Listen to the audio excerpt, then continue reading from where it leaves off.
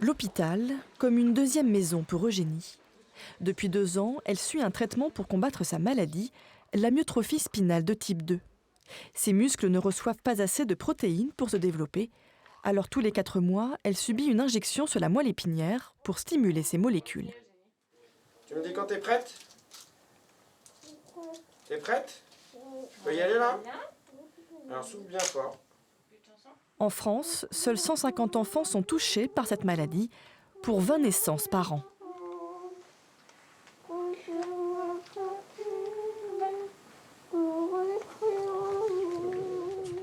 Eugénie chante au clair de la lune pour se donner du courage.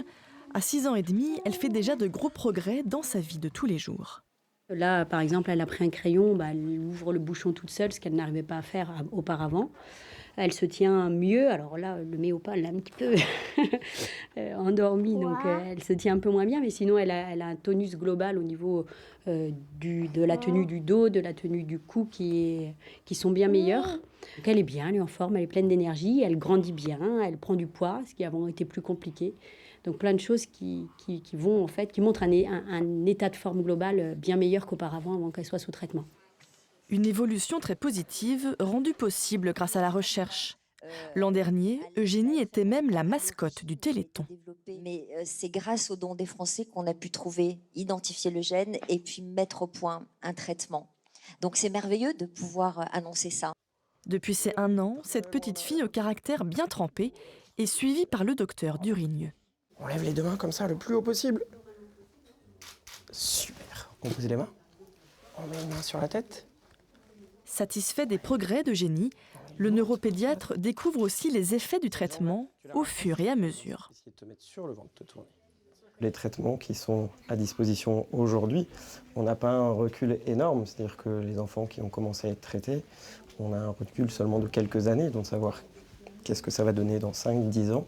C'est une question qui est difficile, donc on échange souvent avec Eugénie, avec ses parents, sur les progrès possibles. Moi, je n'engage jamais de choses parce que ce serait mentir. Boire son verre d'eau toute seule, s'amuser avec ses Legos sans être trop aidée par ses grands frères, c'est un gros changement pour Eugénie. Elle reprend enfin sa vie d'enfant après 5 heures passées à l'hôpital. Là, tu donnes un gros coup et ça va s'enfoncer. L'an prochain, Eugénie pourrait tester un nouveau mode de traitement grâce à un sirop pris tous les jours. En attendant, elle suit une scolarité brillante en CE1 avec 1 an d'avance et toute une famille à ses côtés pour l'aider à grandir. On vit au jour le jour, on pense en général pas trop loin parce que après tout peut paraître compliqué, mais on profite de tout ce qu'on a à vivre et puis la vie elle est faite de plein de petits bonheurs et nous avec Eugénie on en vit plein et donc on est très positif de ce côté-là. Je pense qu'elle nous aide vraiment à être positif et à avoir plein d'espoir. Et qu'est-ce que tu aimerais pouvoir faire bientôt? C'est quoi ton objectif? Et ton objectif?